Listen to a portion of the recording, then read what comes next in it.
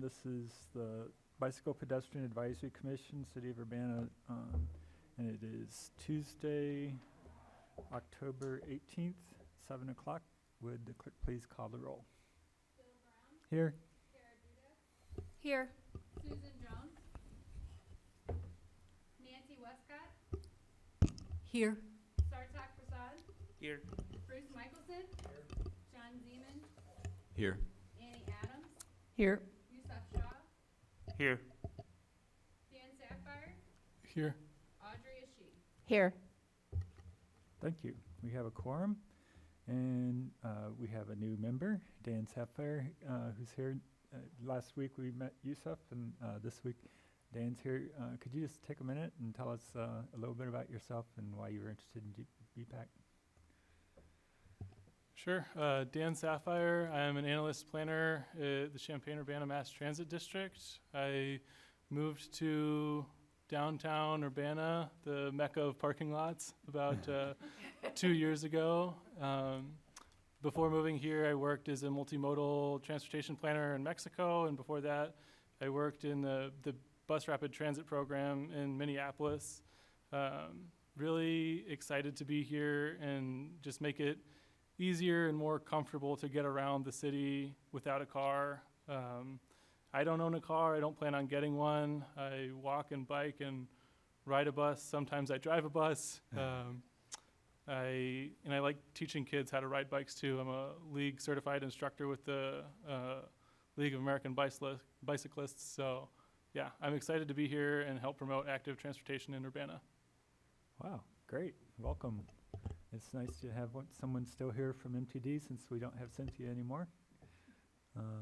Yeah, that sounds like a lot of good, useful skills. Okay, so next up is addition to the agenda. Are there any changes or additions to the agenda? I asked Shay if she wanted to go before our goal update, and she says no, she might find the goal update, progress on goals, interesting, so she says the agenda's okay with her. Any other comments on the agenda or changes? Nope. Okay. Approval of minutes from September. Are there any changes? Nope. Okay. Then could we have a motion for approval? Okay, moved by Bruce. Is there a second? Hey, second. Second by Dan. All right. All in favor say aye. Aye. Aye. Aye. Any opposed? That motion carries. The minutes are approved. Thanks. Public input. Do we have anyone from the audience who'd like to speak? Nope. Okay. Just an observer. Next is unfinished business. We don't have anything there. Reports of city officials, staff, and reports of committees. John? Sure. Yeah, I've just had a few things I was going to update about. So for some of our capital improvement projects, we have our pavement marking program. I think we'll be starting next week. We've got now a little bit less than a month to get that wrapped up before the end of the painting season. We were getting a request for proposal for Springfield resurfacing project. It'll go from Wright Street over to McCullough Street. So kind of hop over the Lincoln and Springfield project we just are finishing up and do some of that area there. So look to get started with a consultant on design of that soon. Let's see, for the Windsor Road resurfacing project that is getting wrapped up, we'll say that we worked with IDOT and with our contractor to try to find a solution to fill in some of the rumble strips that were put in, that like we've been discussing last meeting, and we just wouldn't find a material that IDOT would approve for filling it in kind of a low-cost method. The alternative was to do some milling and resurfacing on the order of like $20,000, and so we're going to forego that for now and see if we can find some other solution later, but not with IDOT as a partner at least. So let's see. So for the EQL program, if you may have tuned into last night's council meeting, we got the project list on the consent agenda for next week. So that is moving along. We have a consultant under contract to get the sidewalk, a lot of the sidewalk and streetlight design going. We hope to get some basic sidewalk repairs and replacements going under contract over the winter. So in the next month, we'd get a contractor going on some of those. And I do have a contract lined up with a consultant for the traffic engineering studies that would come out of the EQL program. Expect to give them a notice to proceed in January because of some delays getting the budget amendment to council. And John, I just Yes. wanted to say that well, I had two thoughts about the EQL project. One is like, once it's done, it really will inspire other people. If we do get another, because I know there might be another round of funding, I really think it'll inspire other people to come forward with ideas. So that's pretty exciting. And last week, there was a gentleman in town who did strong town presentations. And then there was the Illinois Bike Summit. But I think something from the strong town presentation that really stuck with me was, if you have like bales of hay and orange cones, you can make a change. And it just made me think about, because Kara, I always say your name wrong, Kara was just like, do them all. And I was like, don't do them all like, just do them to the best, to the best abilities. And I just was thinking about that last week, and I heard that. So I'm really excited about this, and I can't wait to see what kind of solutions and workarounds you come up with. It's very exciting. Thank you. Yeah. Yeah. And I've thought of, I know Sheila Dodd had given me this advice earlier in the year, to where the more impact we make in a neighborhood, the more it is, like you say, it's can be inspirational, or at least give the people the idea, like, wait, we can ask for this too. Yeah. And then some overlap with the other commission I work on, the traffic commission. We had this last month kind of taken a dive into some pedestrian crossing enhancement evaluations, where some next steps we're going to do is some intersections that we'll collect some pedestrian traffic data for are Mumford Philo, Illinois Birch, and Vine and Green. And I can definitely tell you guys more about that later if you'd like to know, but just a little highlight there. And we're also taking a look at the pedestrian crossing on Florida, a little west of Lincoln, next to the kind of large parking lot by FAR, the FAR, PAR, Residence Halls, yeah. So that's all I've got for this month. Okay, thanks. And I'd asked you before, and you said that we didn't get the discretionary grant for the Colorado Street project, Colorado, Philo Road, Anderson Street projects. Is that still going to go forward with capital improvement funds, even though we didn't get the congressional funding we were hoping for? That's correct. It was a case of we have the money in the budget already. If we could get money from another source, we would be able to make our dollars go farther. But no, it's still in the works. Okay. Yep. Thanks. Thank you. Yeah, and I also went to the council meeting last night and was available to answer questions about BPEC's role in the EQL funding. So they seemed pretty happy with what we proposed, and I told them that we had a lot of fun doing it, and we look forward to seeing it implemented. So I think it's great to have some equity in distributing some of these projects around the city for things people want. Also, you remember we had sent the resolution on parking and bike lanes to the city council a month or two ago. And so I reached out to a couple of council members and have some agreement for people to move it forward. And so I'm also talking with staff about whether we need to take it to a traffic commission. I don't think we really need to. I think if I take it to the chief and just ask him to comment on it, if he has any concerns, that would probably be good enough. So that's kind of in the works. Hopefully that'll get going in November.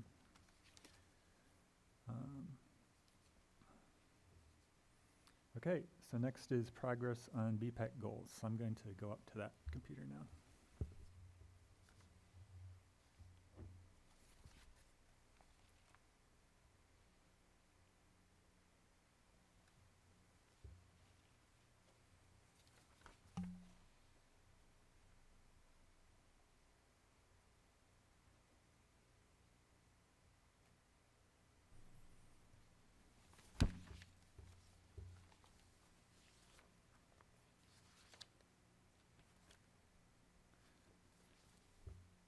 Okay, so I just took the goals from our website and I made a few annotations on them.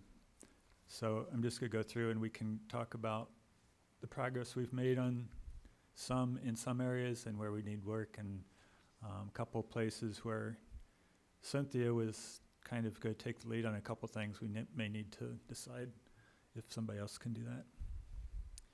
So just as a reminder, we had 5 themes: research and planning, evaluation and response, culture and communications, equity and applications.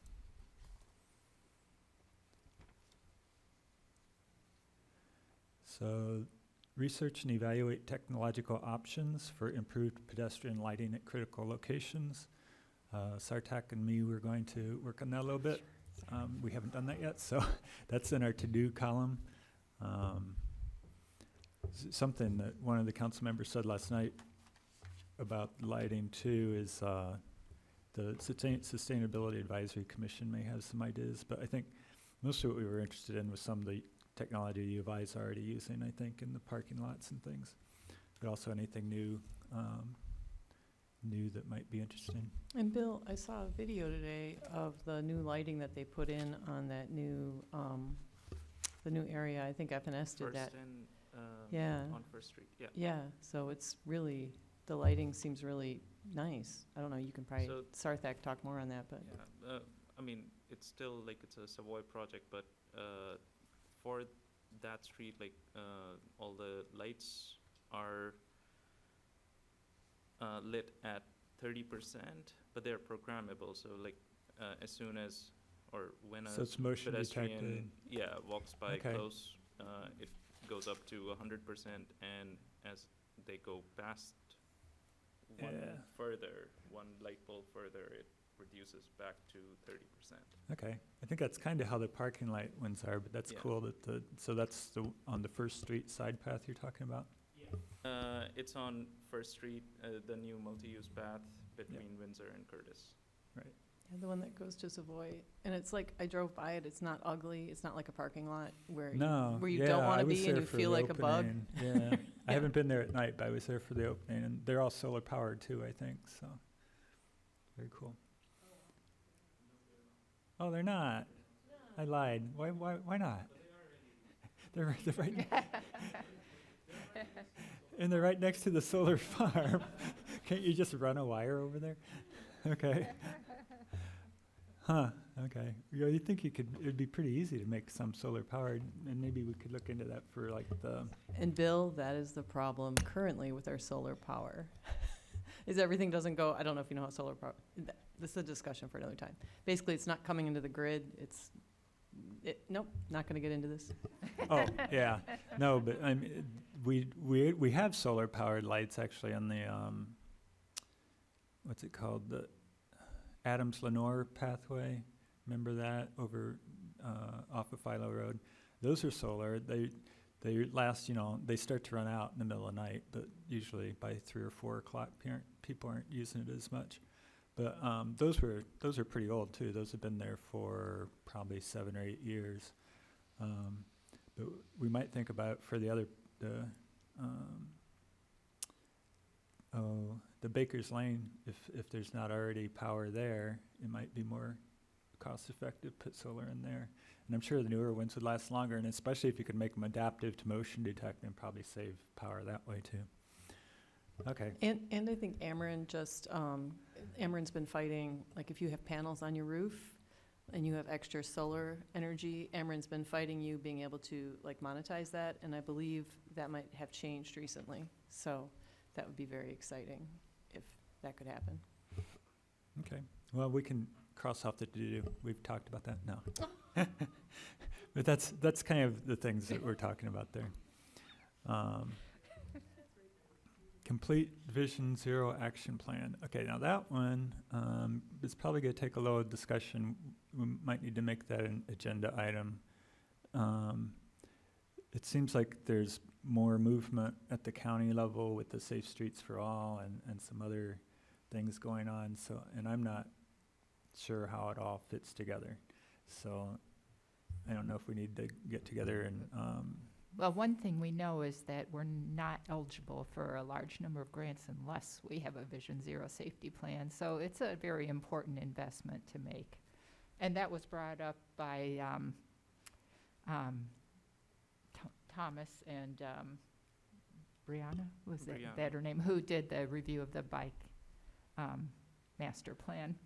Yeah. And it's also, of course, come up in that the county has now found a great interest in Vision Zero because they are interested in getting grants. Yeah, so I guess the question is kind of at what level the action plan should it be at the city level, at the regional planning commission, MPO level, or county, or what? I think it should be at all levels, actually. So, They have already done several safety plans. You and I both reviewed the one a year or two ago that was called the Urban Safety Plan and the Rural Safety Plan. And, and it identified intersections within the city that were critical. But the goals were lame, to say the least, and it was not zero. It was far, far from zero. It was like 2% reduction in the five-year rolling average or something like that. And it was, and the actions were, again, they end up being left to the city, which is why the city needs to have an action plan as well. Because they're telling you, oh, gee, wouldn't it be nice if you do this? But, it's up to us to actually do it. Yeah, it's Okay. like how we thought that cars and trucks, it was illegal to park in a bike lane. And then we realized, oh, wait, we actually have to do something. by the way, Kuwats did pass a resolution 2 months ago or last month for Vision Zero. So that was. Kuwats did? Mhm. Okay. They have a year, you have to have a goal year. I believe it was 2030. Yeah. Okay. Yeah, that's the same as our goal year, conveniently. It was either So- 2030 or 2035. I don't remember. I don't remember either. Hmm. Okay, so we'll keep, Audrey will keep us on top of that. But that's still on our to-do column. Increase understanding of process for police reported crash data and open data source updates. So we've got a little bit farther on that. I can open this up in case you don't remember it. And for new people, we do have this filtered data. The Urbana has all their police data on their open data web port. Open data, yeah. So we have a filtered view of that called crashes with bikes, peds, or injuries 21, 22. And then it's color coded with the bicycles at the top, and then fatalities in red. And then I couldn't figure out how to sort it so that pedestrian would be next. Pedestrian's at the end. But these are all injury. The ones that are white are vehicle crashes with injuries. Everything else is either pedestrian or bicycle. So I included any pedestrian or bicycle crashes and all vehicle crashes that had injuries. So of that, we have 359 from January 2021 to the present. Have 11 so far this year, 11 pedestrians so far this year, 11 total last year, so we're a little ahead on pedestrian. For bicycles, I think there were 11 last year, and we're only at about 6 this year. But we still have 4, this is up through mid-September. So we have this, and one thing they did do for us is they added the cross street. We were complaining that this house number block is hardly ever right. They usually have 0 in there. So they added this cross street so we can at least see what the nearest intersection is. So that's a little bit farther. There is a developer interface for this. I've kind of started looking into that. You can get the APIs. So in theory, we could make kind of a mashup and go into more detail on each incident. And where we had FOIA police reports or something, we could have little diagrams of what happened there. So there's some opportunity to do stuff if somebody is a good, can use SODA or Open API. I've never used these. I could probably figure them out. Because for Vision Zero isn't, it's like, is part of Vision Zero is that we want to map and we can start figuring out where our pinch points are, where our accidents are happening, correct? Yeah, I think that's part of it. Definitely, especially if there's like recurring themes in certain locations, you know, or it seems like when we were looking through the police reports last year, one thing that stuck in my mind, it seemed like a couple people got hit when somebody was making a left turn coming from the same direction as they were like walking across the street. Somebody's like coming up same direction, makes a left turn in front of you at the intersection. And there were a couple things like that. So I think if there's any recurring themes, we could look at those a little bit closer. But I think the idea of Vision Zero basically is to look at every crash if you can and try to figure out if there's anything in the infrastructure that could have been improved, or in education or other things. But typically, at least look at the infrastructure. Did you create a script to pull this data like this? Pardon me? Did you create a script that pulls the data in this organized fashion? It's called as filtered views, so it uses the current data set, and they update it about every 6 weeks or so, as far as I can tell. Sometimes a little bit more often, but it's been, I think the most recent thing is, September 16th. So it's probably about time they'll probably be uploading. And it's not scheduled, it's kind of as they can, it does take a little bit of IT time for them to put it together, to translate it and update it. So probably not more than once a month usually. But that's better than waiting 2 years for everything to get quality controlled and everything. So this is pretty raw. I mean, you will see mistakes in here. There's a couple of duplicate entries. One of the deaths actually isn't, that should be recorded as two things, like accident involving injury and accident involving bicycle or pedestrian, and death if there was a death. So it's supposed to be entered twice. I think sometimes if the person doesn't die at the scene and they're taken to the hospital and then they die a day or two later, sometimes it doesn't get re-entered as a death. Bill, if you want to see if you wanted to take a look at the map data, I had noticed that RPC has updated it through 2020. The map data, it's at data.ccrpc.org, and you just click on transportation and you get all those choices of fatalities, injuries, crashes involving bikes, crashes involving peds. I don't know if you want to show it right now. It's nice because it's mapped. But yeah, there is. So that's the 2-year-old quality controlled data. It is 2 years old. Yeah. And that's Well, no, it's a year and a maybe half, a little really. less than two since Yeah. I did see 2020 and it said it had been updated in 2022, but we know the data has not been quality controlled. So the most recent data I saw listed was 2020. But it's from 1999, although all bike and ped, of all the bike and ped things that I looked at, they only went back to 2005. But still, that's a significant amount of data, and it's all mapped. So if you're concerned about, say, Washington, I was totally astonished at the number of crashes on Washington. I thought of that as a nice residential street, and it is incredible how many ped and bike injuries are on Washington. Of course, Vine, we all are aware of that, so that's not a surprise. So I was surprised at how few there were on West Florida, and kind of maybe less than I thought on East Main. Yes, go ahead. I was gonna say, so what Bill's showing us is 21 to 2022, and then what you're looking at is up to it's like 2020. Longer term, yeah. But longer term, but his is just the most contemporary, because that was something we were asking about, is trying to get very contemporary data. It's kind of, I think they work together. I mean, this Okay, will kind that's of, what I'm trying to figure this will out. fill in for the period after that.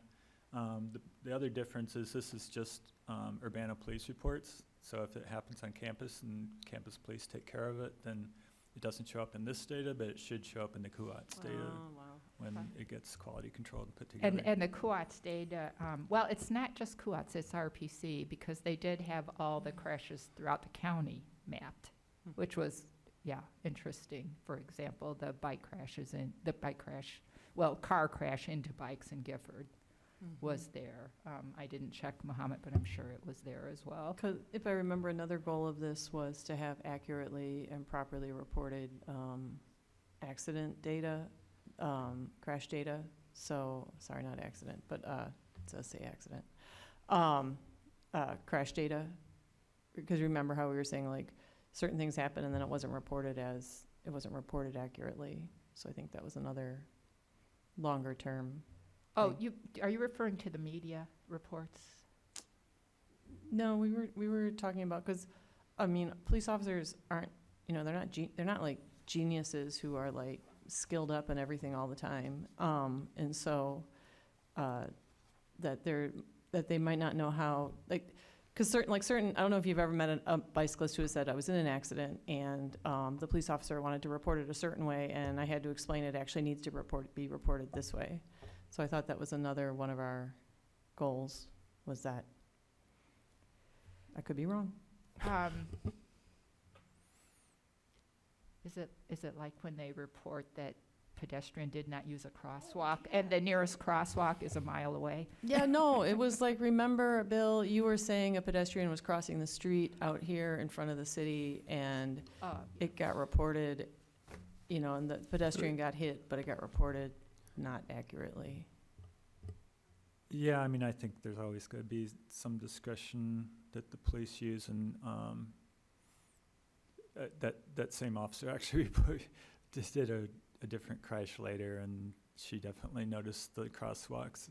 It was basically the matter of unmarked crosswalks or unmarked crosswalks, and part of the cause of the crash out here was that somebody had actually stopped for the pedestrian, but they stopped across the crosswalk, so the pedestrian couldn't even use the crosswalk if they wanted to. But yeah, I don't know if that was really part of the goal. I think this goal was really just, I think it was, understanding what's available, not really trying to get them to try to change their collection method. Just try to get IT to update it more often. I mean, this was a filtered view that only went back 2 years, but the data goes back to 1988. And that's part of the problem of getting them to change anything would be that it would retroactively affect a lot of stuff because the database is so big. So even to change like the category and make it crash instead of accident, we could argue about that and try to get them to do it, but it's been like that for 30 some years. I don't think that's really where we want to put our efforts, but I think just trying to make the best use of what's available and understanding how it's done, and if there are small changes that can be made and help us out. I think that was this goal. Bill, I have a question. So that information is public, right? I have a few students who are asking for crash data. Yeah, this police data is public. It's on the Urbana Open Data web portal. Okay. Thank you. Yeah. And it takes a little bit of work to understand it because there are like double entries for things like, but the incident code will show up. So if you sort on the incident code, then you'll get like 2 or 3 in a row. One might be accident involving injury. Another might be accident involving bicycle. And it's really the same accident, but it's the same code. Okay. So yeah, we're making a little bit of progress on that. But I think we could definitely be doing more and maybe try to make use of the RPC data. Review and make suggestions regarding city planning policy and ordinances. So Bruce did some work on the e-bike popularity. We're going to hear a little bit more from VO Ride today. Further access snow removal ordinance, or further assess snow removal ordinance. There's a few things in here about snow removal, and we'll get to the other two later, but I noticed one thing going through here is one thing we could focus on is more just public messaging, sort of like Safe Routes to School does, about clearing walks and trying to come up with appropriate timing on that and work with the city information people and like Bridget to put stuff out on Facebook at the right times to try to remind people to clear walks, things like that. I think some PR stuff we could do there. Parking and bicycle lanes, that's in progress. Sorry, on the snow removal, I don't know if Cynthia reported on it, but we have, I think it's like 50 or 100 yard signs that encourage snow removal. And I think the Snow Angel program's been a little lackluster in the past, but there were some ideas for maybe recruiting student athletes who can get, I think, some benefit, involvement hours or something like that to kind of increase participation there. Do you know if Cynthia was looking into ordinance on like mandating sidewalk clearing? Yeah, I mean, that's what we've kind of talked about before. It's always pretty controversial. And we did make a recommendation a few years ago to increase, I mean, Urbana has a couple of areas, just like Champaign does, that after a certain amount of snow, those areas, all the sidewalks are supposed to be cleared. But it's pretty much confined to downtown Urbana campus. And then they added a little bit more farther north on campus up to University Avenue. We'd asked them to include Green Street all the way across and University Avenue all the way across, but that part didn't pass yet. So that's still theoretically, council put it on the back burner. Theoretically, they could bring it back any time, but I don't think they're going to unless we push them. So I think that was kind of why Cynthia, what the kind of things Cynthia was looking at. Because that had support, the city supported that, everyone supported it. There were like 2 guys who didn't want it and came to council and didn't want it. So 2 like property owners that Yeah. don't even live there that didn't want it. So I think we could, if we, depends how much snow we get this winter. Yeah. Yeah, last year I think there was 1 or 2 days where you could shovel your walk. And I don't know if the city even maybe once had their mandatory removal declared. One question, it may not be in the ordinance, but I think this was before I was here more in discussions with the city, but looking at how city snow clearing operations treat pedestrian crossings. So I don't know if that's included in here, but it was a question I asked the city last winter and never heard back, but I never followed up either. So, but it was just that where the pedestrian curb cuts were getting piled up with snow from the snow clearing trucks. So.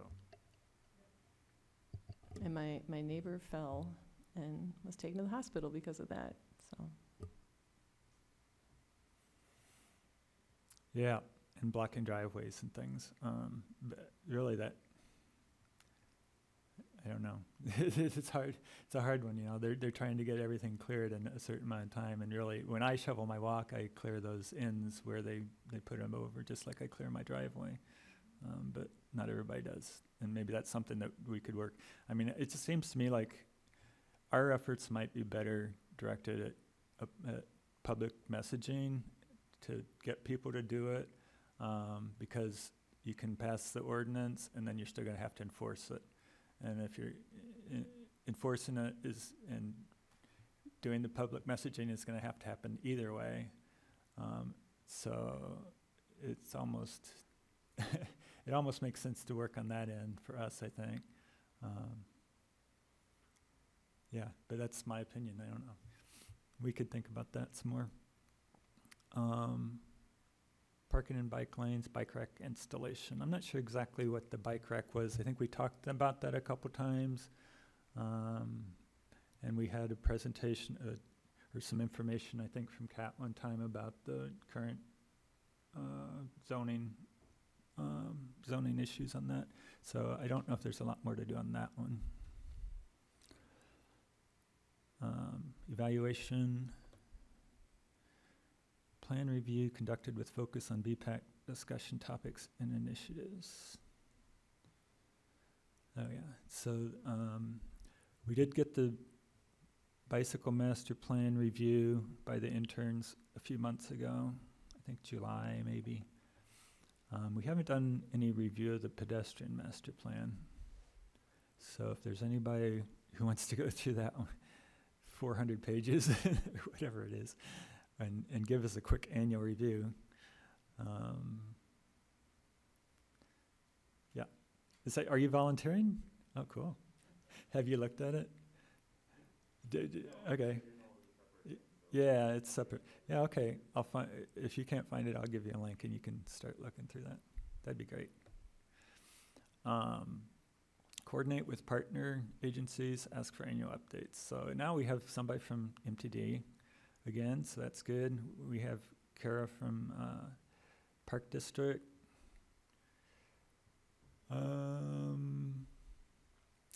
He's not here in an official capacity, just to be clear. What? Not as his job. Oh, I just want to, yeah, like, I don't represent the University of Minnesota. yeah, University that's of true. Illinois, just to let you know. Yeah.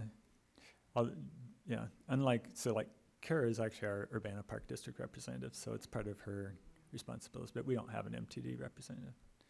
So I don't want to make you think you have to, but, okay, so that we haven't done anything formally on that. Provide input to staff, city council on existing council goals. That I meant to look up to see what the existing council goals are regarding walking and cycling. I haven't done that. Does anybody else happen to know what we were talking about there? Okay. I'll check their goals and see if they have something related to walking and cycling. Culture and communication. Improving existing city culture. So we've done a little bit here, I think, and John has a couple things planned. So for policy-wise, thinking about coming up with a traffic calming policy or procedures, standards, and lighting standards. So that's a couple things there. The example here, such as when bicycle and pedestrian, when streets are closed for maintenance, meeting kind of detour needs of bicycle and pedestrians. So yeah, maybe I could try to get together with John or somebody, whoever, maybe right-of-way person. I don't know who controls that. Like if somebody gets a permit to put a dumpster out on the street, and it's going to be blocking a bike lane for a month because they're tearing off their roof or something. That happened on Washington Street. And they didn't put any kind of reflectors on or anything. So who's in charge of like permitting that? Yeah, I think that would be a good discussion with, like the right-of-way permit process and also like our construction projects. Yeah. Yeah. So yeah, just maybe I can try to get together with you or whoever I should to look at some of the policies and see if there's places we can put in little reminders that, people on bikes and pedestrians, especially, when you get used to riding a certain route every day, and then all of a sudden there's a dumpster there, and for week after week you ride the same route and you aren't quite sure what to do, and you end up cutting across the grass, jumping a curb, and then running into something you weren't expecting, and it can really be kind of dangerous. Yeah. That's why it's not parked in the middle of the road where the cars are driving, Bill. Yeah. Okay, so, and then develop public outreach programs on bicycle and pedestrian issues and work with communication specialists. That's where I was thinking maybe we could do something with snow removal there. Bill, what occurred to me on snow removal, another good source would be the TV weatherman would be a perfect source if we could involve those guys. Because, well, at least I watch the TV weather every night, so I imagine a lot of people do, and I bet they like things to talk about. I bet on these weather apps you can buy, little ad time when there's certain weather events that trigger them too. So like if there's a 2-inch snow, you buy a little ad that pops up on your weather app when everybody's checking the weather. Something like that. Well, I can own the communications thing. That was going to be my thing, but, oh yeah, there's my name. But yeah, that whole buying a new house, fixing it up situation. Um, But I am taking furious notes right now, and I'm wondering if I couldn't come up with a series of social media graphics, something about how we love our city, and these are pride points to keep our walks clear, cut back your bushes, clear the sweet gumballs, snow and leaves. And then the one thing I'm kind of struggling with is I grew up in Wisconsin, and in Wisconsin, it was just like drilled into my head that there was a hierarchy on the street. And the hierarchy was, you know, if you're a cyclist, you stop for pedestrians. If you're a car, you stop for pedestrians and cyclists. And I can't quite, it seems like that whole hierarchy has been just like, doesn't exist anymore. And I'm just trying to figure out if there's like better wording for it, because I think I could do like a funny graphic with like, in Urbana, we stop for each other, and then have squirrels, and then pedestrians, cyclists, cars, you know, something like that. But does this hierarchy, am I like alone in like remembering No, I think this? that's the law. It's the law, okay, so, all right, so I don't know, I'll do a little research and think about this. Yeah, because I think, you know, at this point, I think the simplest thing to do, I was gonna put together a beautiful Airtable for us, but I think the simplest thing to do is to create a bunch of social media graphics that, why am I spacing the woman who does communications here? Bridget, that Bridget could share. And it's not that you would have to share them, but I'm sure she would be very happy to. So that would be my thought at this point. Ideas. Yep, that sounds like a good plan.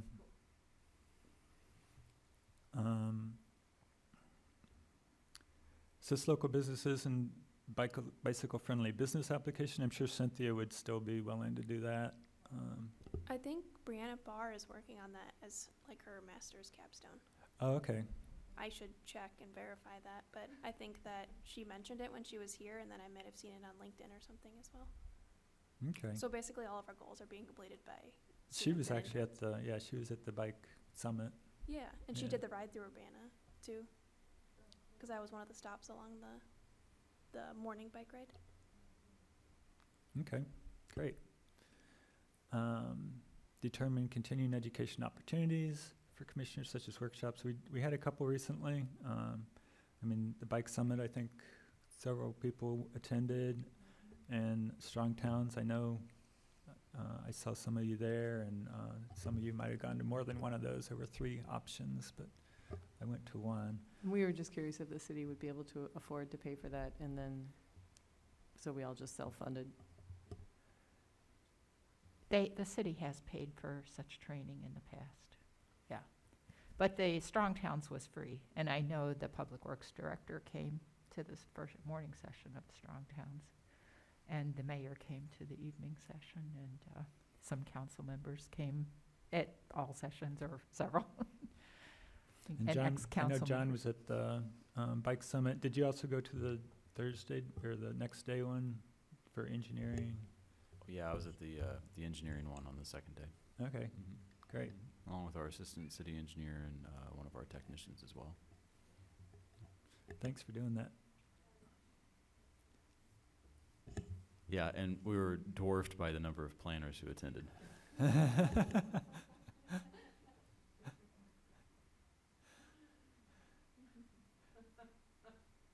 Yeah, so whatever fund you guys tap to have your pay, your entry paid for, we should tap that for members that want to go to the bike summit next year, wherever it is, even like committee members. Yeah.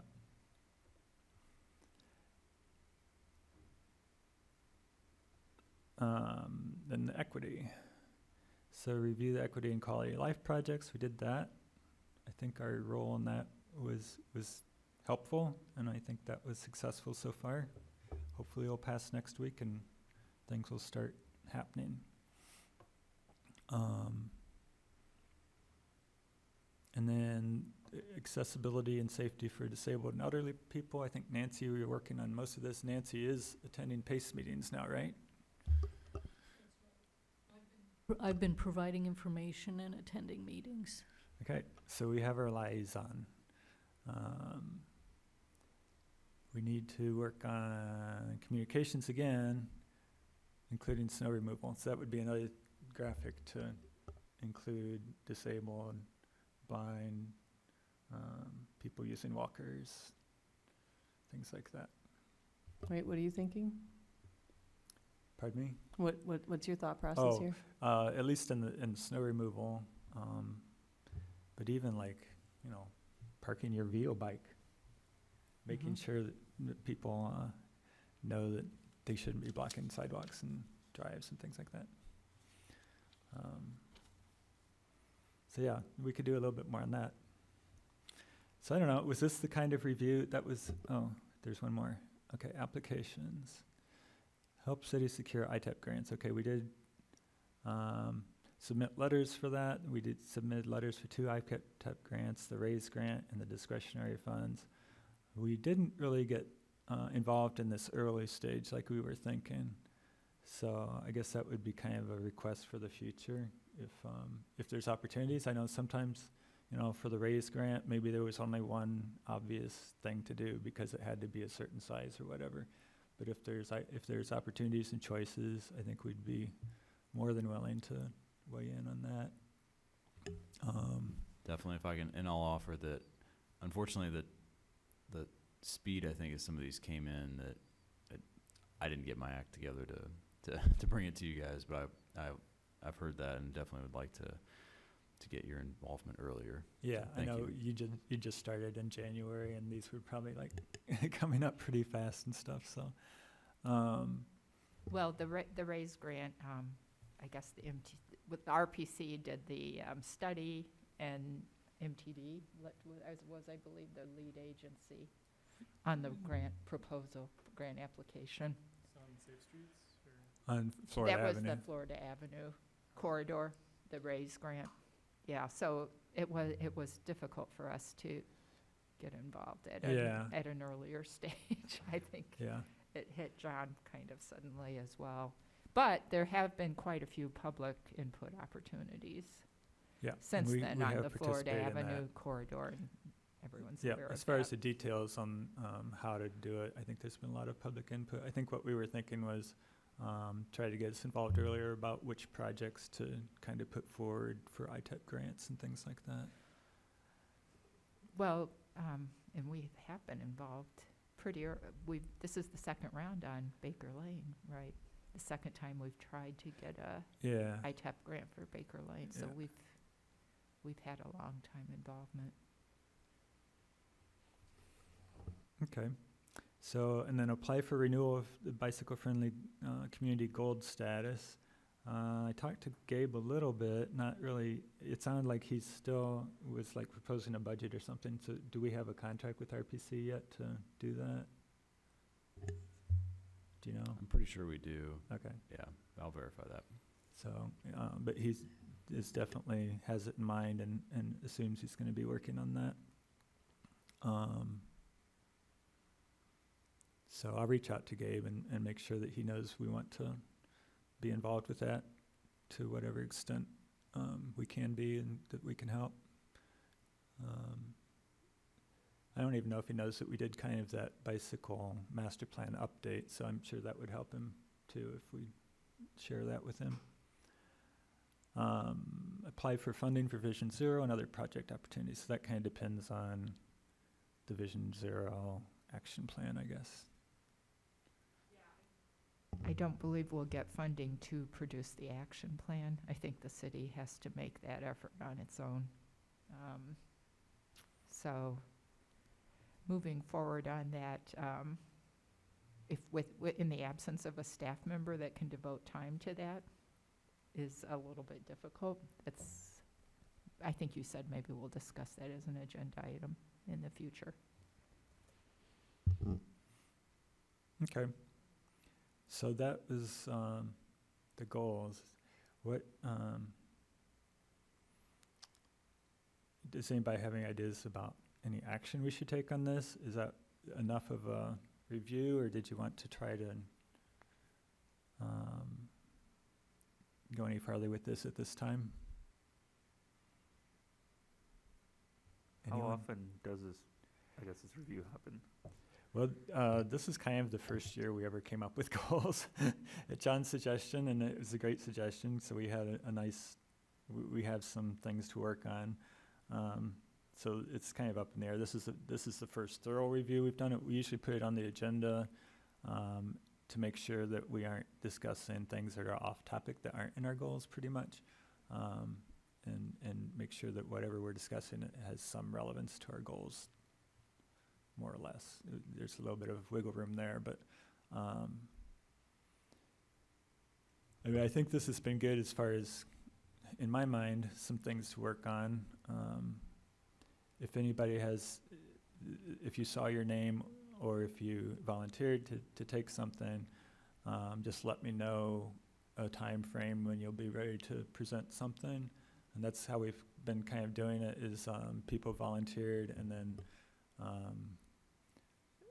usually, I don't know, probably over the year or the 9 months we've had the goals, there's been 3 or 4 presentations from people on the different aspects. So you're saying don't wait to be asked. Yeah, that'd be better. Don't wait to be asked, but I will ask. And basically, like Cara basically was like herding cats. She's like, you guys are all over the place. You have too many thoughts and ideas, and you want to do everything, and realistically, what can we honestly do? So this came up, and we all, and everybody kind of had to volunteer to say, this is something I'm going to work on. This is something I'll try to do. And even if, like, in my case, I really haven't done anything, at least, Bill will present and say, sure would be nice if this happened, Annie. So I think it's good. I think it's really smart, and I'm glad we're doing it. One follow-up question, sorry. Is there an anticipation that, I guess at the end of the year, we'd review and re-strategize the goals? Or do we just try and keep going and it kind of organically builds over time? Well, we do have an annual report to Yeah. council, right? So that kind of gives us a marker. Not that it has to be like rewritten every time, but it could just, I could see it being just building on and, like, well, we got this part done, let's keep working on these parts. Yeah, so that probably would be a good way to do it. Maybe usually in the annual report, we've been doing on the calendar year, usually like I think even in our bylaws it says we're supposed to do it in January or February or something like that. So we need to do an annual report on the calendar year. And I think after that is a good time to kind of look at the goals, and then we could kind of target the fiscal year for the goals. That's how we did this time, and try to target, like, say, July 1st to be a time where we adopt another set of goals. May have some of the same ones and may have different ones, but is that what you're thinking? Does that sound reasonable? Sounds reasonable. Everybody? Okay. Let's not make Shay wait any longer, and we're all interested to hear what VO Ride is doing. So she sent me her presentation.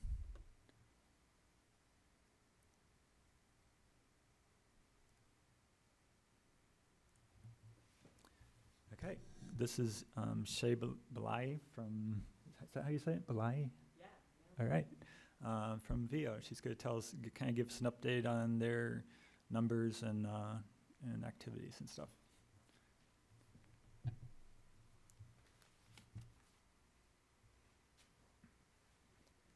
All right, so I'll introduce myself since there's some new people here from the last time I presented. But I'm Shay. I am the operations manager for VO for Champaign-Urbana Markets. I joined in April of 2021. It's always hard for me to remember the years. April 2021. Been having a good time since.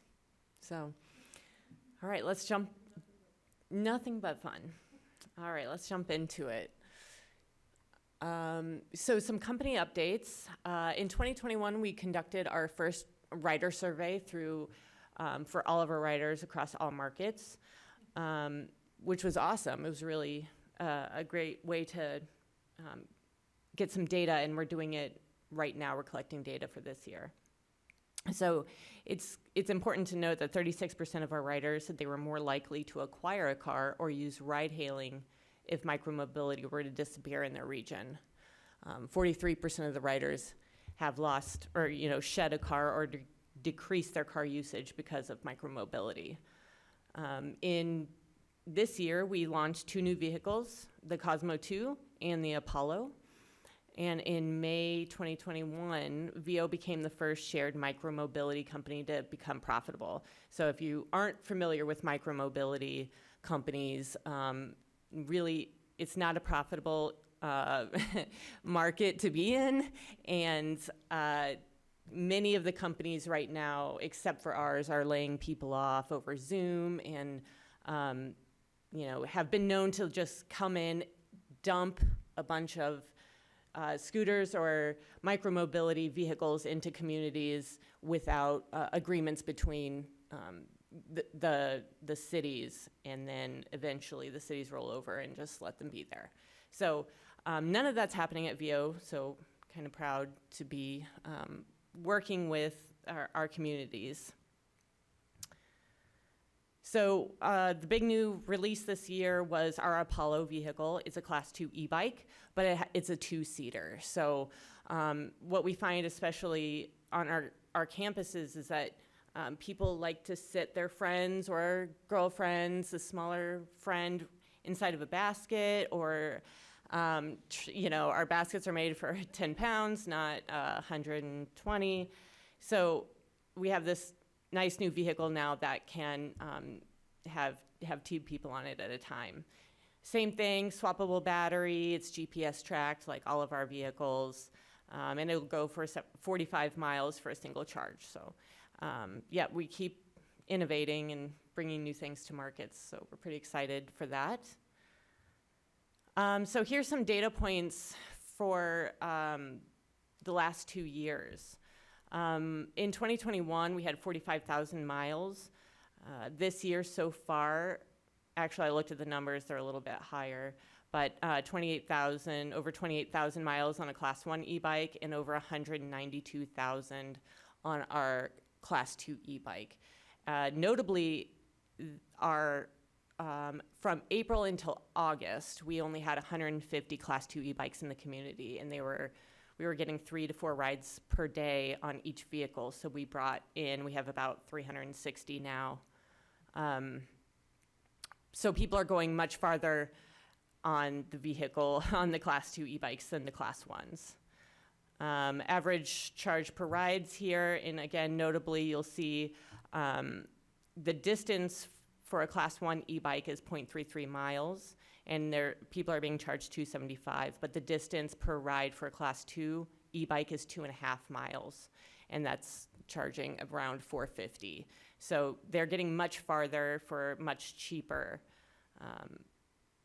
And then our average minutes per ride, 9 minutes this year on the Class 1s, and almost 13 minutes per ride on the Class 2s.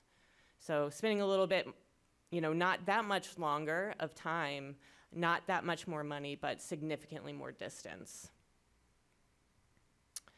Here's our ridership heat map this is the furthest back I could go, was May 24th. So we can kind of see where the hot spots are in town now. They've grown outside of the university. It used to be very concentrated on the university, and now we've got hot spots in Urbana, in Champaign, way more traffic. I can't point on here. So way more traffic up in the northwest region.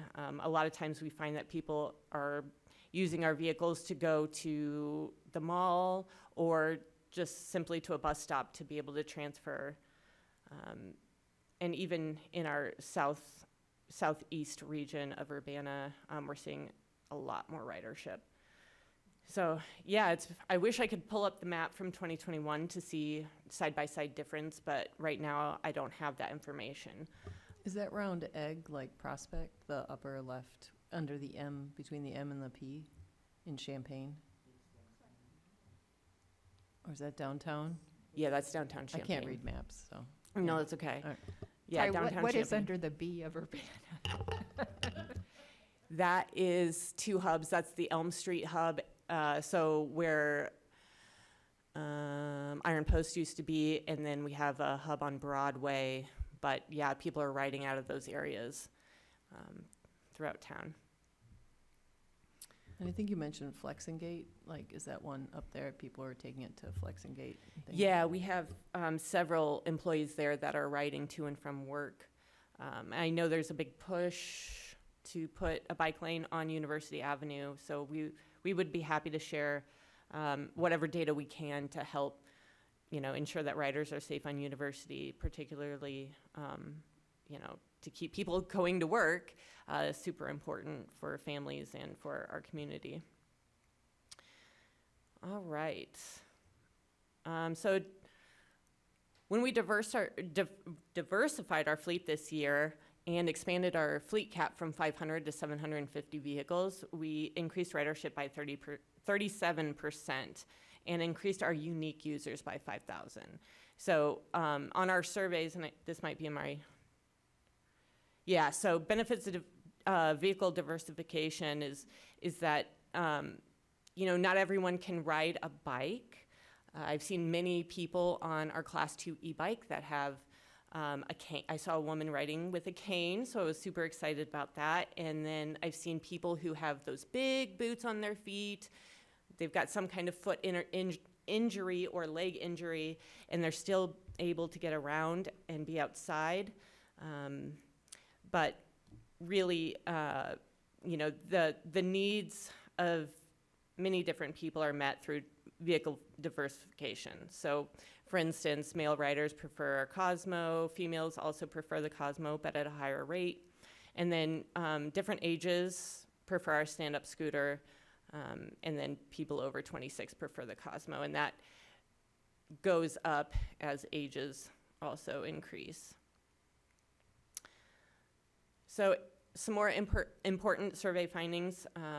In 2021, in our market here, we're not in our market here yet. So 63% of people who make less than $25,000 said that VO was important to them. And I'm finding that that's true in our community as well. So different regions that are lower income have been using our vehicles more and more, like I said, to get to and from work, run errands, all those kinds of things, and do it autonomously. So, again, not everybody has time to ride the bus. It could be 45 minutes you're on there. So it does give people back a little bit of autonomy to be able to go run a quick errand or go to work on their own. Women also report that they feel safer by having VO around. It allows them to be a little bit more independent. I know, several women are here today. Riding in an Uber doesn't always feel safe. Riding on a bus doesn't always feel safe. So sometimes being alone on a vehicle feels more safe. I know walking at night is getting more and more dangerous, especially here in our community, unfortunately. So I think that was an important note that we found from our survey. So a little bit about our access program. So across our markets, we offer discounted rides to low-income residents, and these residents could be participating in federal, state, local assistance programs. Also, any students that are on financial aid would be eligible to access the program. It offers a $5 a month subscription for one free 30-minute ride per day and a discounted fare of 20 cents per mile with no unlock fees for all trips after that. So it can be a significant, help to lower income folks. Unfortunately, right now, what I've learned recently is that the access program is not available in our markets, in my market, sorry, and that most of the requests from the access program comes from cities themselves. So I started the discussion about the access program, bringing it to Champaign-Urbana, but those talks have just begun, and I'm hoping that we'll be able to do it. So that's one of my goals in the next year. So some successes and challenges. We're going into our 5th year here in Champaign-Urbana. Again, we are one of the flagship markets that launched for VO. We donated to community events such as a Boy Scout ride. We were at the Pride Festival, and we donated bikes to the Illinois Bike Summit, which unfortunately was rained on one of the rides. We diversified our fleet finally in Champaign-Urbana, and that's going really well. Campus vandalism is down.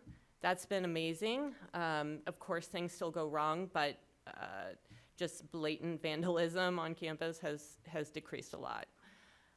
And then we increased our fleet cap from 500 to 750 vehicles. So yay, those are our wins. We're still working on building more healthy partnerships among different community groups. We'd love to get a multi-year contract. We're still on a pilot program, even though we've been here for 5 years. Community vandalism is up significantly on e-bikes. That just happened this year, and I don't know why.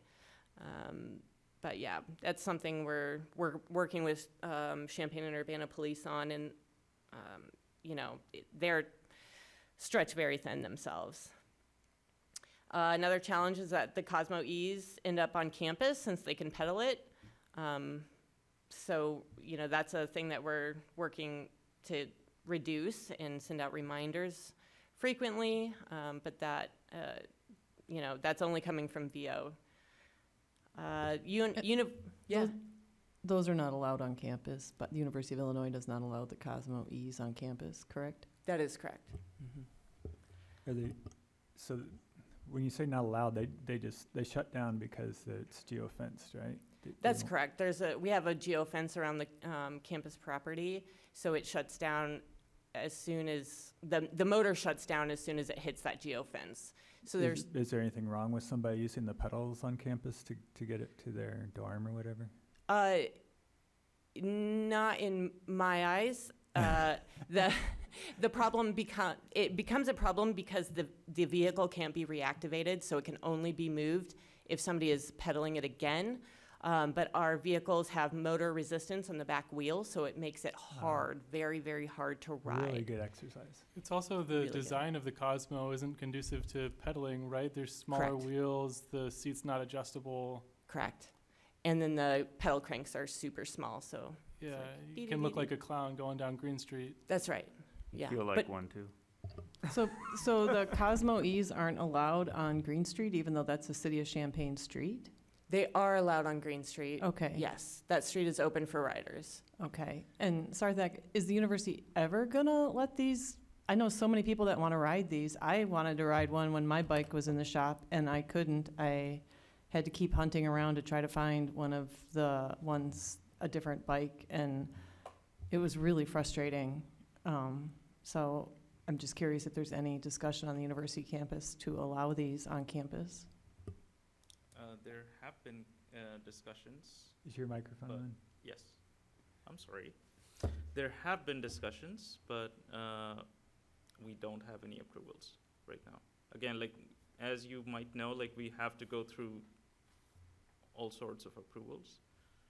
So again, at this point, we don't have any. May I ask Mhm. why the Cosmo is not? Because I've seen other micromobility devices that are personally owned, used around campus. But Yeah, so again, we do not promote scooters, basically.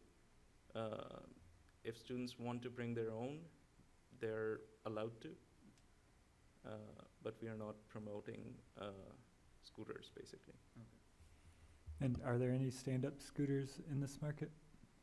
No, but I'm hoping that's one of my goals for the next year as well. Is there's talk of dissolution of the intergovernmental agreement, I've heard through the grapevine, and if that happens, we will continue talking with cities of Urbana and Champaign. Because, I can say from a personal experience, the number of people riding electrified skateboards, electrified scooters, electrified bikes, I don't know what the weird wheelie things are, I don't know what those are called, but it's just vast, like, the majority of people are getting around on these devices. People are walking, people are still riding what we'd call analog bikes. But it's just strange to me that we wouldn't allow a service like this, especially, like, I think about, like, my coworkers who park over by the State Farm Center, and they want to get to the other side of campus. They don't like, some people I know just don't like riding bikes. Anyway. Yeah, we were supposed to do a pilot, or we had entertained with the university to do a pilot program with the Cosmo E's, but something happened, and that didn't happen. I was hoping it could be during the summer when there would be less students, so we could see with, less congestion. But yeah, that didn't. So, I admit I've never really ridden. I rode like one of the first bikes before they had any electric stuff Yeah. in them. So I have ridden one of your bikes, but not since then. That's fine. But I do have the app, and I look where people are riding and where they're parked. So the only bike on campus is the Cosmo 2, and that's the electric assist. Is that right? So we have the Halo E that's on campus, Oh, which okay. is the Class 1 e-bike, correct? Oh, so the Cosmos are all Class 2 bikes. That's right. Okay. Top speeds on these bikes, is there a limit that's imposed, or? Correct. So on the Class 1 e-bikes, they are able to go up to 18 miles an hour, and on the Class 2, it's 15. One more question just on the architecture of the bikes. The Class 1 bikes have the basket and the Class 2 don't. Was there a reason for doing that? Because I use them for grocery runs, so. For sure, yes. So I don't know why when they iterated the first edition, they didn't include a basket, but I think there is, I need to look into this, but I think they have since created a basket and an attachment, but I don't know if I can order those parts yet and if they fit my model. I think they should. It would be a great addition. Yeah, it would be. And it's plastic and less likely that people will be sitting in it. Yeah. E-scooters on the horizon as a possibility for development? Yeah, we have them in most of our other markets. Yeah.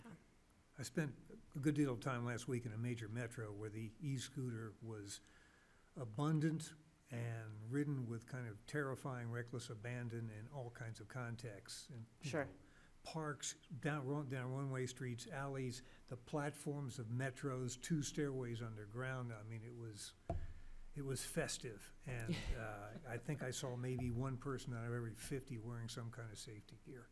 Sure. I realize, you can't hook a helmet to any of the VOs and have that as a requirement, but we're going into some pretty wild territory as this equipment gets more sexy and quicker and available really to anybody. I saw little kids, old people, all sorts of people on the scooters. Absolutely. Yeah, you're right. And even on our end, we wish there was more guidance on, responsibilities. So our riders do sign an agreement that they have responsibilities for safety and parking. So we know that those are 2 big issues that are happening, and parking especially is one of my biggest issues that I face. It's a double-edged sword for issuing violations. Many people will, counterattack, if you will, on violations issued. So, it's a very tight rope that we walk when we are dealing with inappropriate behavior. We do issue violations when people are parked in the middle of the sidewalk, in the middle of people's driveways. It's unacceptable. Anytime people are parked in handicap parking, I just want to lose my mind. And I send a note, and a lot of times we are charging them money, but first violation is free, and then it's $25. Second violation, third violation is $50 they owe us. Fourth violation is $75 they owe us before they can ride again. and then they're terminated from our service. Would it help your efforts if the three entities, University, Champaign, and Urbana, got together and promulgated some consistent basic covenants on the use of this equipment? Absolutely, yeah, that's like a massive dream of mine, to have everybody working together to you know, increase our communication to the community. I've noticed on the maps, there's, I guess the red shading is the geofencing, and sometimes it's around particular buildings, like the Edge of Mall Apartments. Is that because those buildings have said, we don't want them parked here, and so they That's correct. get a So, warning if they try to park there or something? yeah, Edge of Mall, the manager or owner of that building was just calling every day. I don't really know why she didn't care for our vehicle. I assume most people are riding there to visit a loved one. They do have a lot of people in wheelchairs and stuff there, so there may be problems blocking things. Could be. Most of the time when she was calling, they were in bike racks. So, yeah, it was interesting. But, yeah, there have been residents that will have issues having vehicles parked in their driveway or blocking their grass, whatever, and they get upset about that. So I definitely put a no parking zone there. And I know it's on the app, it's very hard to distinguish between no parking and no riding. Okay, so they won't shut down if you ride by there? No, they won't. No, it's just you can't end your ride there. Okay, So, interesting, cool. yeah. I was gonna say about the scooters, I know a lot of families, when they travel, they all hop on scooters. Like, for them, it's like this super fun thing, like, and they're like, I've traveled to all these different cities, and we all get on the scooters, and we go about. I'm not personally a scooter person, like, Sure. I don't envision myself doing it. I've never done it. Maybe it would be fun. But I think for safety concerns, we always have to keep in mind that we have 40,000, Americans that are killed by cars every year, and people killed by scooters or bikes. It's one, maybe. I don't know. There was a solo scooter death in Bloomington, Indiana this year. Hit by a car, right? No, solo, he hit something, hit a fixed object. It was. There was another one that was hit by a drunk driver. Yeah, that was the one I heard about. But yeah, so the person basically, they didn't hurt someone else, they hurt themselves. Yeah. Scooter killed a pedestrian about 6 months ago in front of Lincoln Center in New York. The friend was talking about it.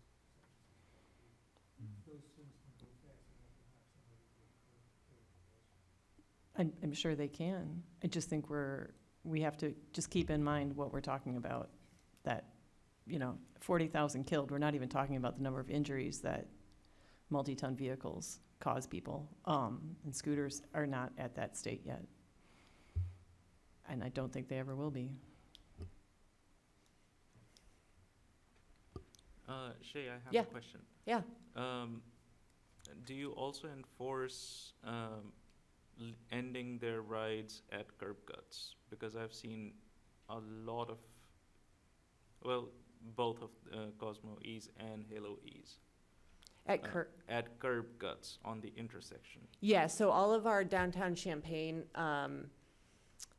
specifically downtown Champaign, are all City of Champaign approved locations that were sent to us by contacts at the City of Champaign. So I should do one too then? Huh?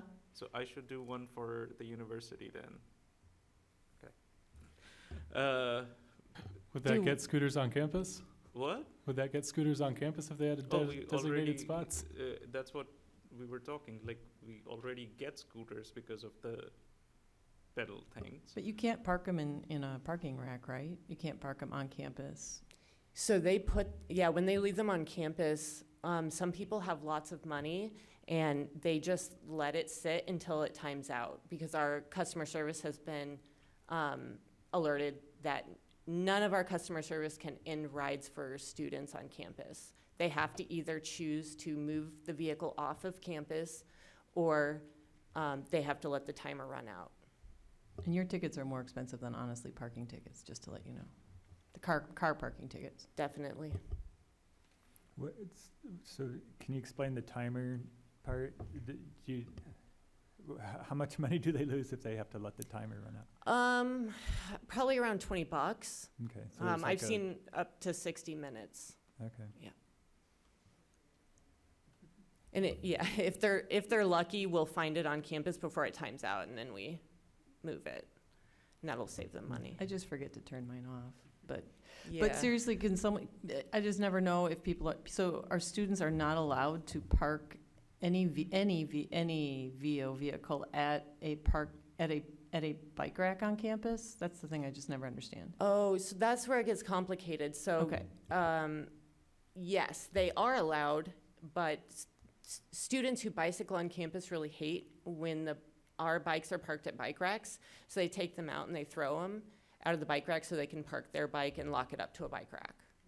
So it's this clash of what our contract says that, like, where we must deploy, which is bike racks and nowhere else, versus what the students actually want and the limited bike parking on campus. And would it be helpful for you if the University of Illinois had like dedicated spaces where people could return?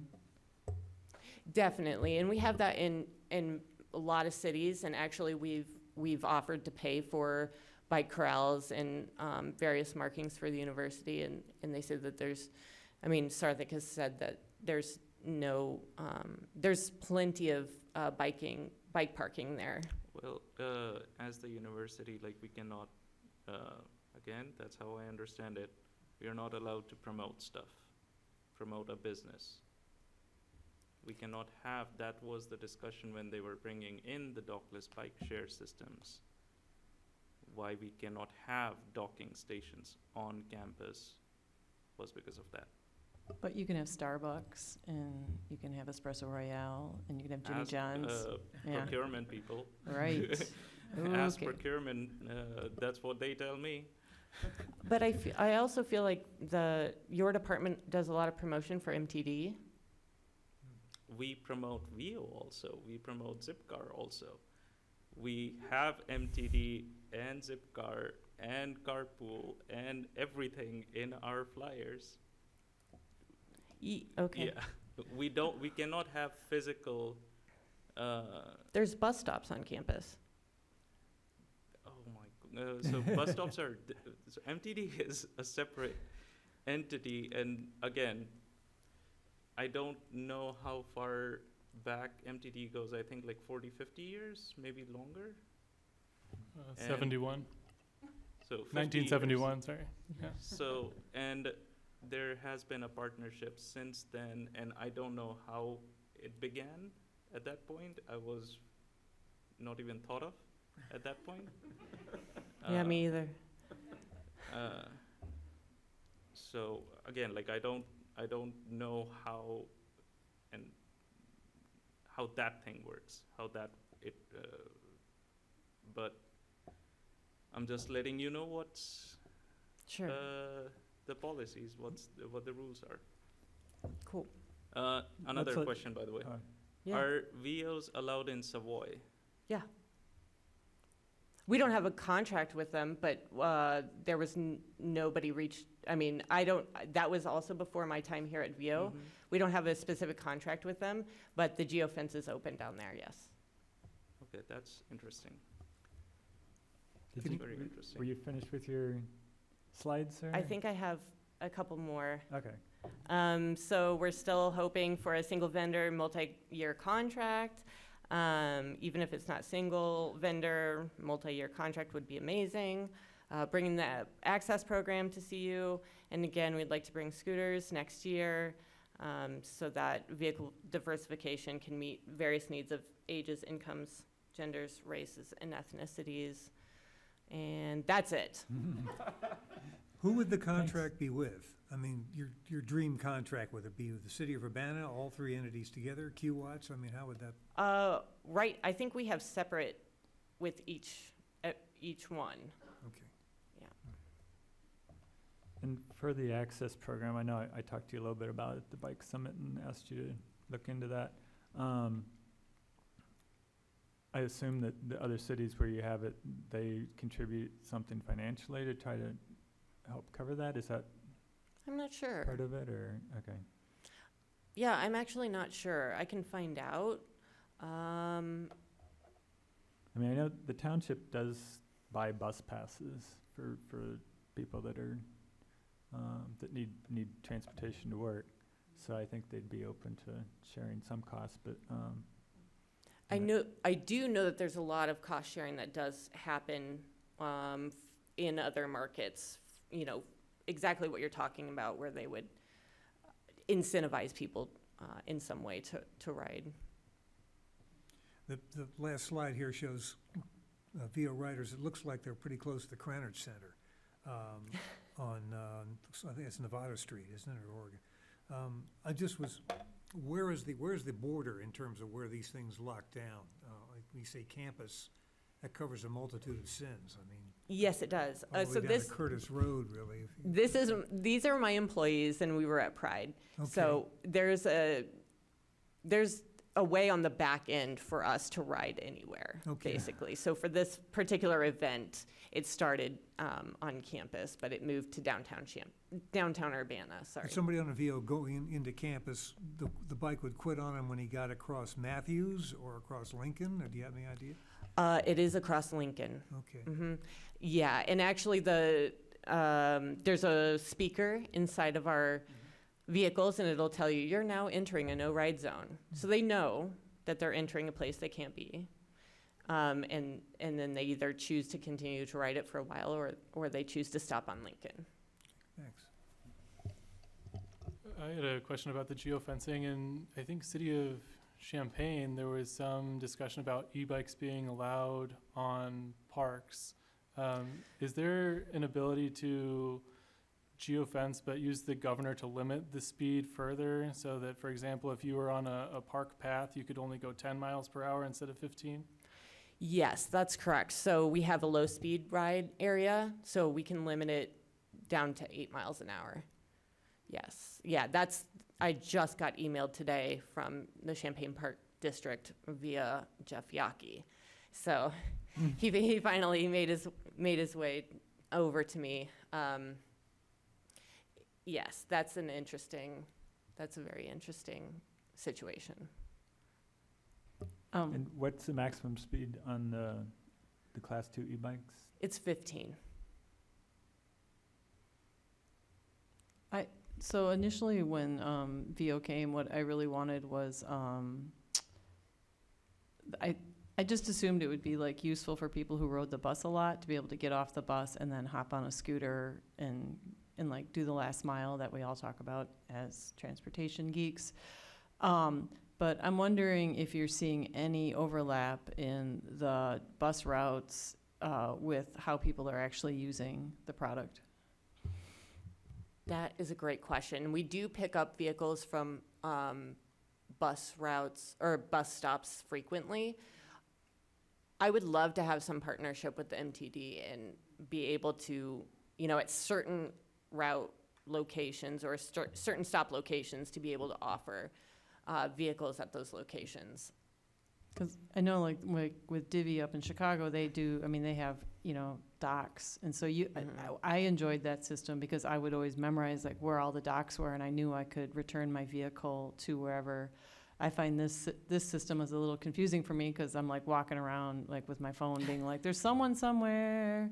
Instead of I like knowing that there's just, like if I got off a bus, I would be able to hop on one of these and go. And so again, that was like my fantasy was that we would sort of like have the bus system work with VO, and we would be able to have these basically dockless stations where people would return their bikes there. But I don't know. Yeah, yes, that is an ideal thing as well. The only problem that I foresee is that they are dockless, meaning that people are going to go and throw them everywhere. So people with accessibility limitations or accessibility needs might have trouble getting to and around the bus stop because people choose not to think of others. I have noticed more people, seems like riding in groups late at night, kind of recreationally, and I think as long as they aren't drinking and stuff, it seems like sometimes it is like younger students that may be kind of looking for something to do. That's a good way for them to kind of explore the towns. Yeah, I agree. It's interesting, the very first thing that, when we launched, that I saw people doing was going to downtown Champaign, getting on our class 2, and then riding it around the park, and then just, bringing it right back. But that was where they wanted to go to test ride, was to hang out in a park. So I was like, oh, that's so nice to be able to enjoy parks. Yeah. Okay. Oh, sorry, go ahead. No, I was just going to kind of wrap it up. Are there more questions? Just one more. I know when I moved here last year and I was looking at VO, I seem to recall there were membership categories, and then this year, for some odd reason, like, it's by the ride, so. That's right. Yeah, so I know there's this hot topic with monthly, yearly, annual memberships, which we don't offer. And that is one of the big reasons that most of the micro-mobility companies are having problems, is because it's just not profitable. They're just bleeding money by offering these. It would have to be for a significant amount per month. It would have to be more the way the MTD works, right? With like external funding, and then it's subsidized by people riding at $1 or whatever. Sure, yeah. There would have to be, some money coming from somewhere to make it work. This actually, for our market here, this is the first year that I've been mostly profitable throughout the year. In past years, it's been 2 months. So, The survey you talked about, that was a system-wide survey? I did 2 in 2021. So I did one just strictly for our riders here in Champaign-Urbana and on campus, and then then the company did one, yes. Okay. All markets. I think the first number is about the number of people that said they would be willing to go without cars or something. That was the system-wide survey? Yes, it was, yeah. I'm thinking, I'm asked to fill out so many surveys, I'm pretty selective about what I fill out, and I think people that fill this out might already kind of be biased toward micromobility. Oh, for so, sure, yeah. They also offer you, I think, $5 for completing the survey, right? That's correct, Yeah. yep, Keep it up. yeah. Sure will. Did you fill out the survey already? Okay. Okay. Yeah. No, yeah, yes, there's bias in surveys. Thanks so much for bringing us up to date on this, and let us know if there's anything we can do to help get the access program going locally, and keep in touch. Any other- Absolutely. Reach out anytime, anyone. Okay, thank you. Thanks. I lost my agenda. It's not on the screen anymore. I think that was about it. Are there suggestions for next week's project, future topics? Oh, announcements. Okay. Are there any announcements? I just wanted to give a general announcement to anybody who wasn't aware of it. Ped deaths have gone up again in 2021 from 2020, but a smaller amount, more like 4 or 5%. But if you I'm talking about nationwide at this moment. But just looking at this chart here, it's since 2010, PED deaths have gone up 54%, while all other traffic deaths have gone up 13%. And this is a report from the governor's Highway Safety Association, and they tag along with the National Highway Transportation Safety Administration, but they tend to give a little bit more of a longer look. The NHTSA gives like the last 3 years. So their baseline is ridiculous, whereas this is actually looking at some long-term trends. One thing that's especially noticeable is that pickups as a percent of all car purchases have increased tremendously. And we learned at the NACDO training that pickups, because of the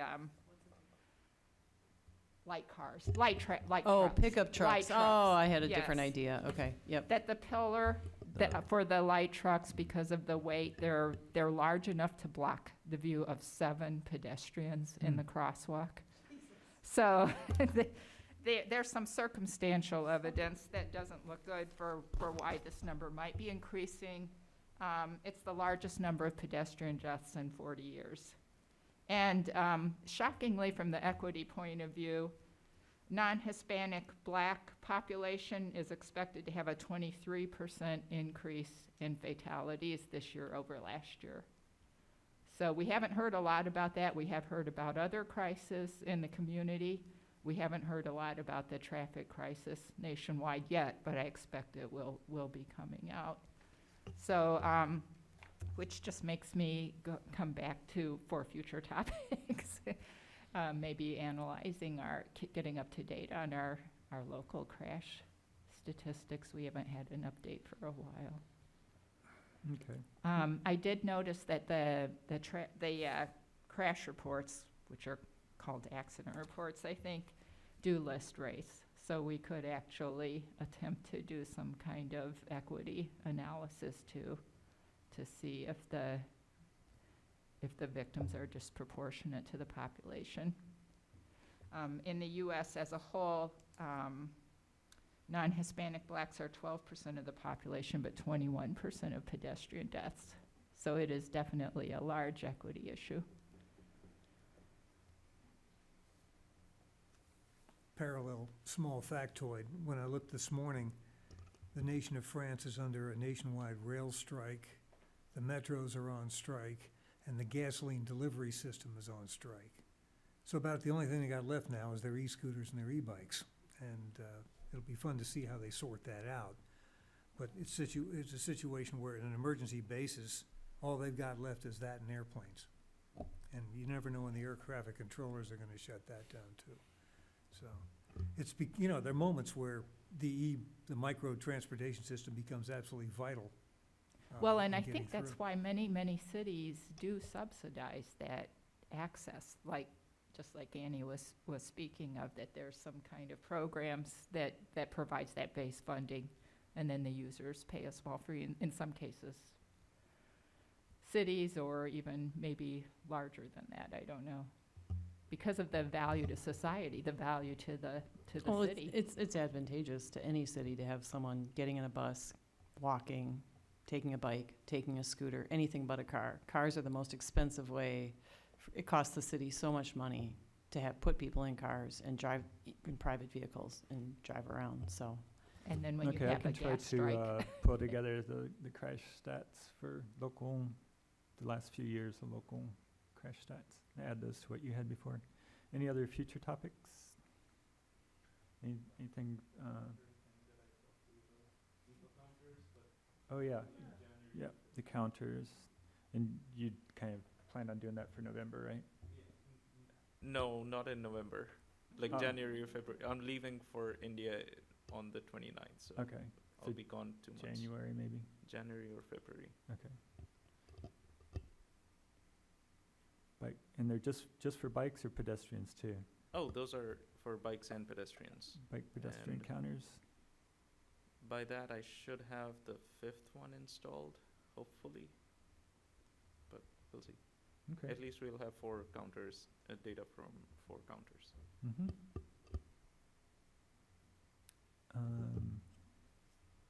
John, you said you had a meeting about PED safety enhancements?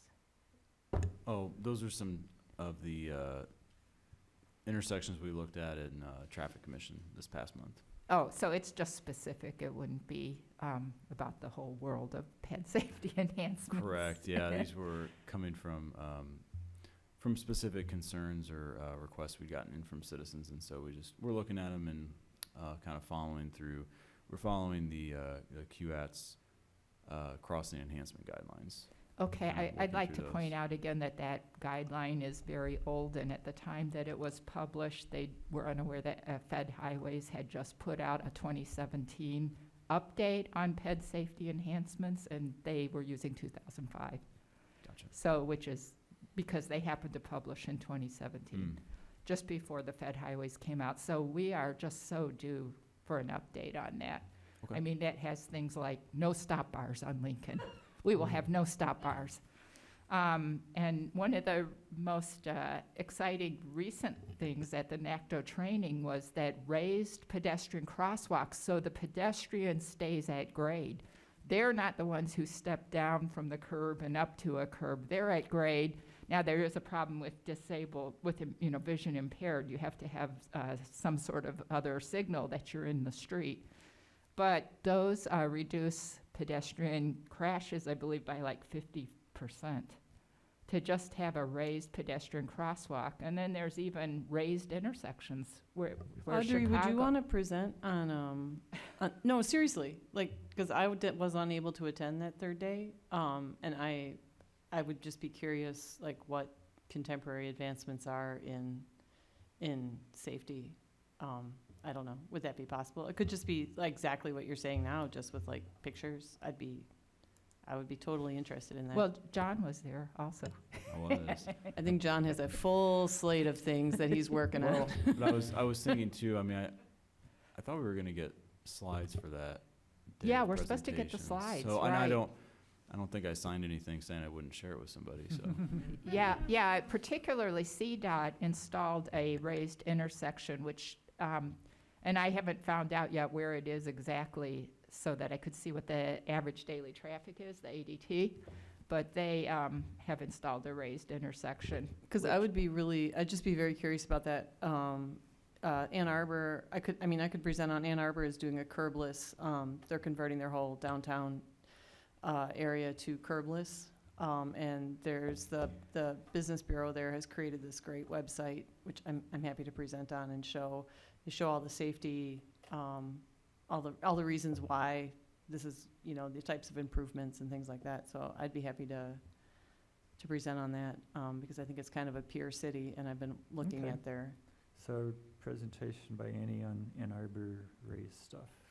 yeah, just on, you could call it curbless, on just their new curb, it's like curbless, their curbless downtown stuff. And then I'll just show the website. It's not, it would be like 15 minutes at the most, but I thought it was just really well put together.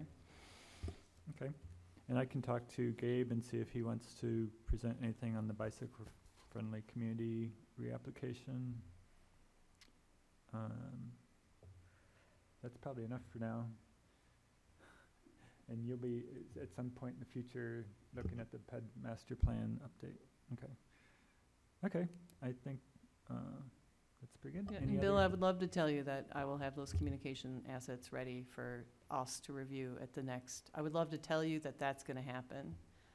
Well, it snowed yesterday in Mahomet, so I we're know, that's what I was pretty real- close to. When you said November, I was like, oh my Lord, I gotta get these done. So we'll see. I just thought of an idea of a way to make them fast, so maybe I could make them fast. Okay. All right, I think we're done. Thank you, everyone. We're adjourned.